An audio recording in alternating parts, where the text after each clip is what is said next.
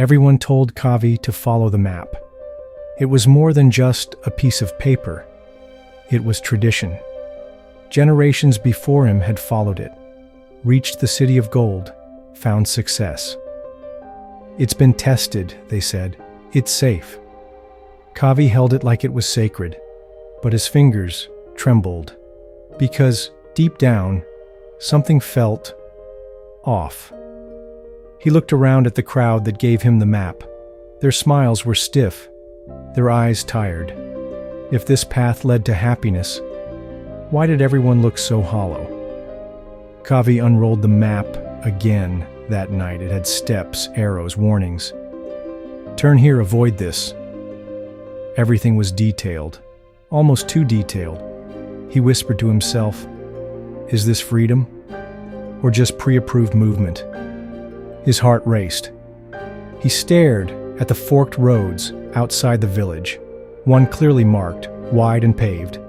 The other, wild, narrow, swallowed by trees. One meant approval, the other meant isolation. And still, something pulled him toward the trees.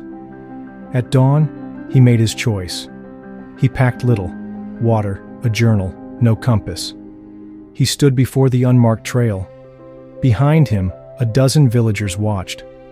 One man shook his head. A woman crossed herself.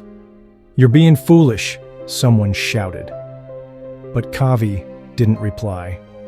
He looked at the dirt path, closed his eyes, and whispered, "Let's see where silence leads." And with that, he stepped into the unknown.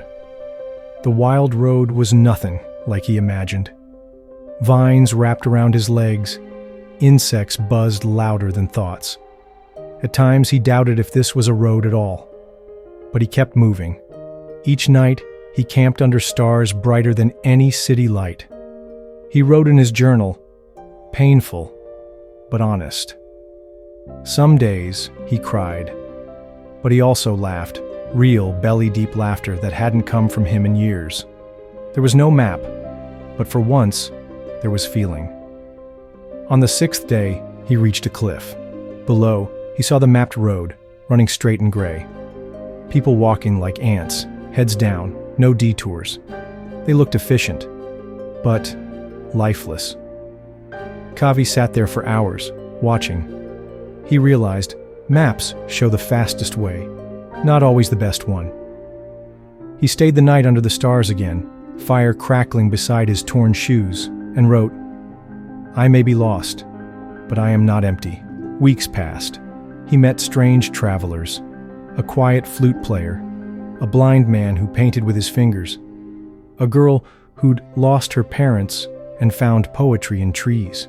None of them followed maps. All of them had stories. And each one taught him something no book ever had.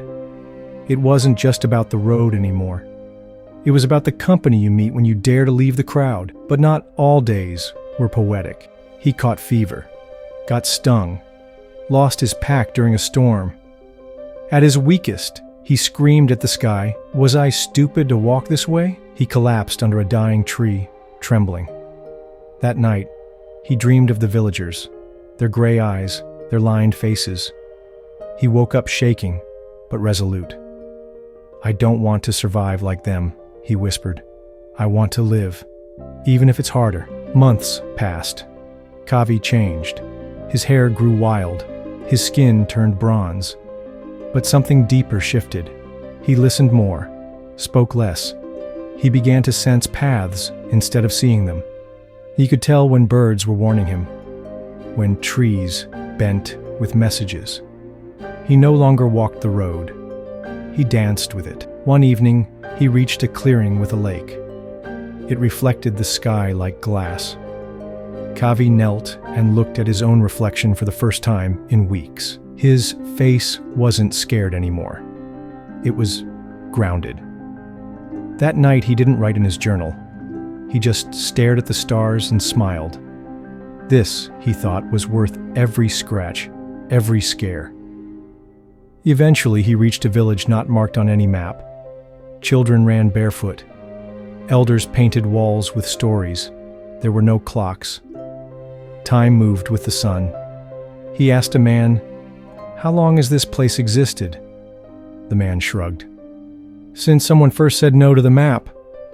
And Kavi knew. This was his place. He stayed, built a hut, planted herbs. He didn't teach math or rules. He taught story, silence, listening to the body's compass. People came from distant towns, curious. Some stayed. Kavi never told them what to do, only shared how he had once walked off a path and found a life. Years later, a boy reached that same fork outside Kavi's old village. He held the same map, torn, a bit faded, still praised, but he hesitated. Something inside him pulsed. And then he noticed a stone, half buried in the grass.